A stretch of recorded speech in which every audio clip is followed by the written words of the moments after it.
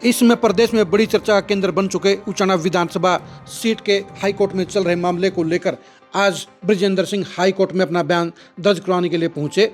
ब्रजेंद्र सिंह ने इस मौके पर मीडिया से बातचीत करते हुए अपने केस के बारे में जो कहा उसे हम आपको बताते हैं। ब्रजेंद्र सिंह ने कहा कि जब कोई व्यक्ति कोर्ट जाता है तो अपना दावा मजबूत मानकर चलता है। यह तो अदालत को देखना है कि दावा कैसा है। मैं सिर्फ एक ही पॉइंट पर पंजाब हरियाणा हाई कोर्ट में आया हूं। यदि हार जीत का अंतर इनवैलिड वोट्स जो पोस्टल बैलेट 215 इनवैलिड घोषित किए गए के अंतर से कम है तो रिटर्निंग ऑफिसर बाध्य है उन इनवैलिड वोट की दोबारा से वेरिफिकेशन करे। बाकायदा इसकी वीडियोग्राफी भी जरूरी है, लेकिन हमारे मामले में ऐसा नहीं हुआ।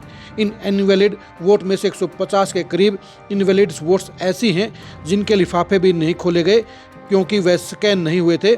इलेक्शन रूल्स में जो प्रोविज़न दिया हुआ है उसको खोलने की भी प्रक्रिया है।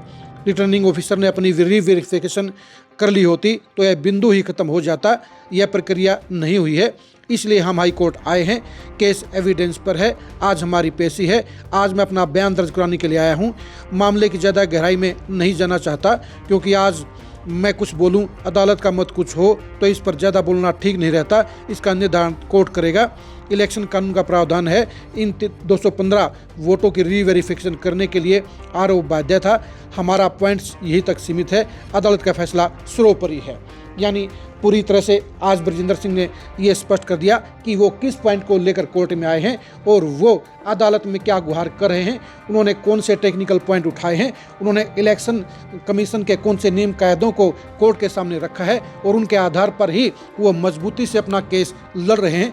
इस मामले में कोर्ट ने देवेंद्र त्री की याचिका को खारिज कर दिया। देवेंद्र त्री ने कोर्ट में ये कहा था कि ब्रजेंद्र सिंह की याचिका गौर करने के लायक नहीं है क्योंकि वो नियमों के खिलाफ है, लेकिन हाई कोर्ट ने देवेंद्र त्री की याचिका को यह कहते हुए खारिज कर दिया कि ब्रजेंद्र सिंह की याचिका पूरी तरह से कानून सम्मत है और उसके ऊपर गौर किया जाना चाहिए।